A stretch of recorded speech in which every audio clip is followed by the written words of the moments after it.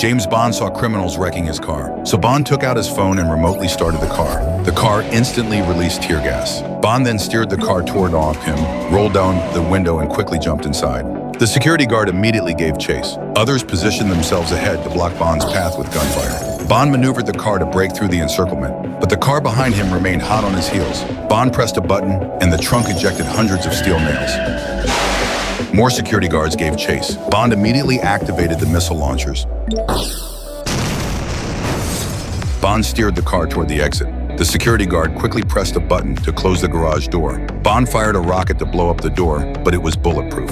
Bond quickly turned around and fled. His car also ran over the pile of nails. Fortunately, the car had an automatic tire repair and inflation system. Suddenly, a security guard aimed a rocket launcher at Bond, but the rocket flew through the shattered window and struck the guard's car.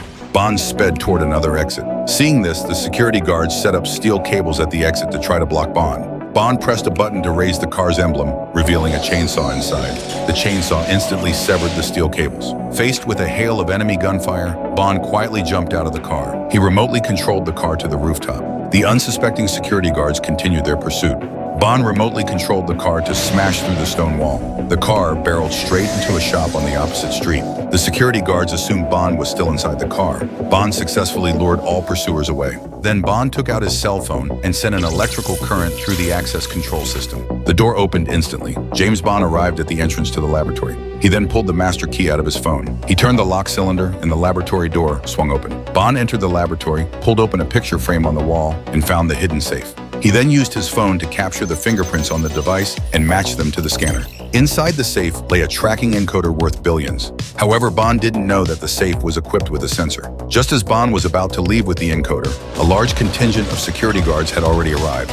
The guards opened fire on Bond. Bond fought back while fleeing. He escaped unharmed. Bond returned to base with the encoder. Satellite experts decoded the GBP data and successfully located the sinking site of the British warship. To uncover the truth, Bond dove straight from an altitude of 10,000 meters toward the ocean surface and submerged himself. He soon located the warship. He entered the ship and found the ammunition store, only to discover that one missile was missing. Suddenly, someone appeared behind Bond. The woman was an MI6 agent. She had also come to investigate the matter. Suddenly, the warship capsized. The two quickly escaped, but as soon as they surfaced, they were surrounded by the criminals. They were taken prisoner and met the mastermind behind it all. Bond took advantage of a moment and kicked over the table. The two broke free from their captors. They jumped out the window, but they had nowhere left to run. They grabbed the rope and leaped down. The giant poster became their lifeline. They were suspended in midair. They kicked the glass in front of them with all their might and managed to escape. They made their way downstairs and sped away on a motorcycle, but the criminals sent another helicopter in pursuit. Soon Bond had nowhere to run, so he yanked a metal ring from nearby